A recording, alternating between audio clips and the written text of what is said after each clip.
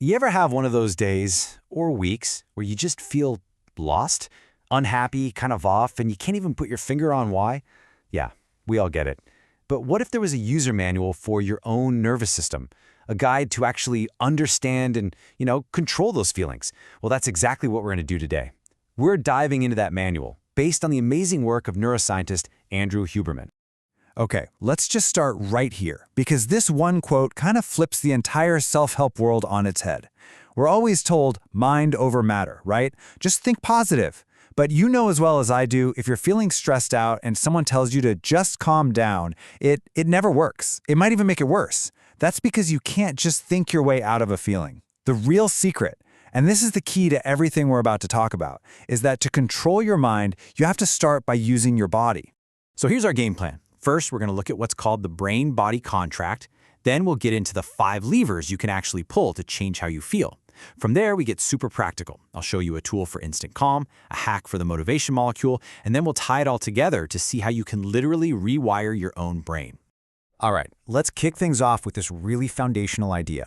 Your mind isn't just this little ghost living inside your skull. No, it's in a constant back-and-forth conversation with your entire body. Think of it like a contract. They are always influencing each other.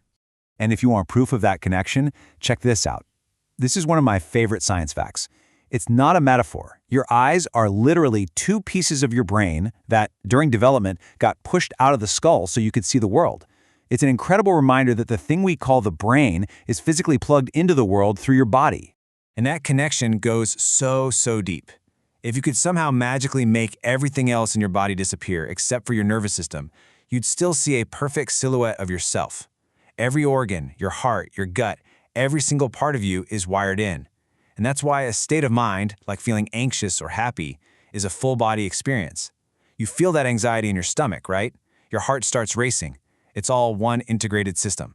So if it's all one giant system, how on earth do we actually influence it? Well, it turns out we have 5 entry points, 5 levers that we can pull to change our internal state, to change our reality. So here they are, the 5 things your brain is always doing. It all starts with sensation. That's just the raw data coming in. Light hitting your eyes, sound hitting your ears. Then comes perception, what you actually decide to pay attention to. Then we get to thoughts and feelings, and these can feel super slippery and hard to grab onto. But that 5th one, actions, that is the most powerful lever you have. It's real, it's concrete. You can't think your way into being calm, but you can absolutely act your way calm. And that brings us to our very first tool. This right here is one of the most direct ways to use an action, a very specific way of breathing to immediately change your state of mind. It's like a built-in reset button for your nervous system that you probably never even knew you had. So what is the physiological sigh? It's simply the fastest way known to science to bring your stress levels down in real time. See, when we get stressed, these little tiny air sacs in our lungs collapse, and that causes carbon dioxide to build up in our blood, which, guess what, makes us feel even more agitated. This specific breathing pattern reinflates those sacs and just blows all that CO2 right out. And the best part is how simple it is. Seriously, it's just 2 quick inhales through your nose, then 1 long, slow, complete exhale through your mouth. That's it. Do that just 1 to 3 times, and you can literally feel your body downshift from panic mode into a state of calm. You can do it anywhere, anytime. It's basically a superpower. Okay, so that's a tool for calm. Awesome. But what about motivation? What about the drive to actually go after our goals, especially when it gets hard? For that, we need to understand the motivation molecule, dopamine. And it turns out, most of us have been thinking about it completely backward. So here is the big misconception. We think dopamine is the reward we get at the end. It's the celebration when you finally achieve the goal. But the reality is, dopamine is the molecule of pursuit. It's the jet fuel that's released while you're on the journey, when your brain believes you're on the right path. That's actually why a lot of high achievers feel a little down after they hit a huge goal. The chase is over. And this is the secret that the highest performers use, whether they realize it or not. They learn to enjoy the struggle. They teach their brains to get a dopamine hit, not from the victory, but from the effort itself. They actually learn to love the feeling of working hard.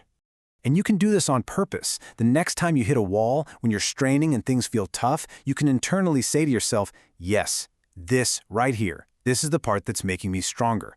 By subjectively rewarding that friction, you're not just playing a mind game, you are literally teaching your brain to release more dopamine, which gives you the fuel to keep pushing.